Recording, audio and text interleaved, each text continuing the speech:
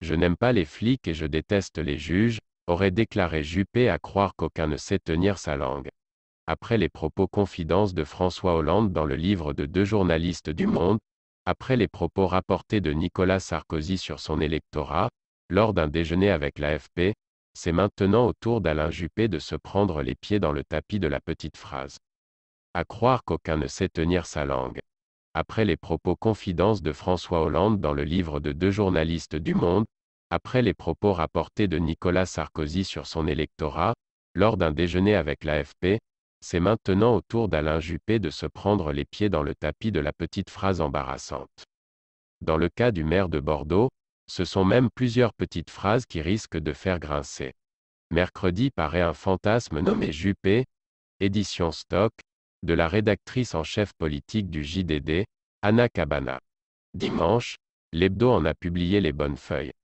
Extrait choisi. Je n'aime pas les flics, je déteste les juges. Alain Juppé a une trajectoire imprévisible. S'il est aujourd'hui à la cime des sondages, l'édile bordelais a connu plusieurs traversées du désert. La dernière a eu lieu en 2007, lorsqu'il doit démissionner du gouvernement après sa défaite aux législatives. 3 ans plus tard, il négocie son retour au gouvernement. Mais il fait le difficile. Je ne veux pas de l'intérieur, je n'aime pas les flics, pas la justice. Je déteste les juges, explique-t-il sans rire. Il y a bien l'écologie, mais l'élan est passé, l'opinion s'en fiche. Et Bercy? C'est un ministère où il n'y a que des coups à prendre. Je ne veux pas être celui qui annonce la hausse des impôts. Reste la défense. Et c'est là qu'il sera finalement nommé. Pensez-y lors de votre prochaine réunion d'évaluation annuelle, on ne sait jamais. Alain Juppé semble donc aimer se faire désirer.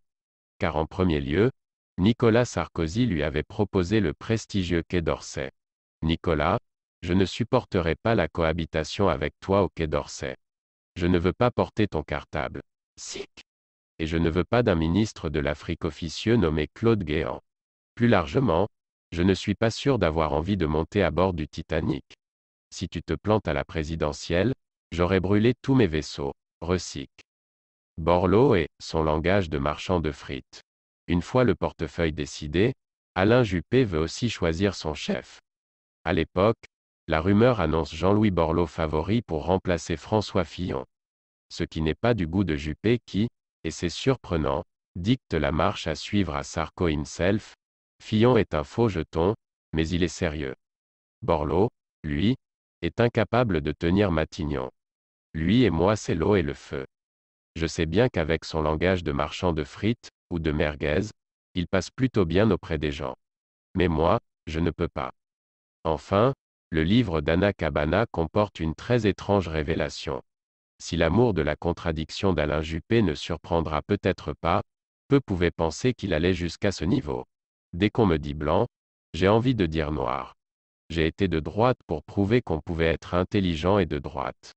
L'équipe de campagne d'Alain Juppé nous a contactés pour démentir catégoriquement les propos prêtés au maire de Bordeaux dans le livre d'Anna Cabana.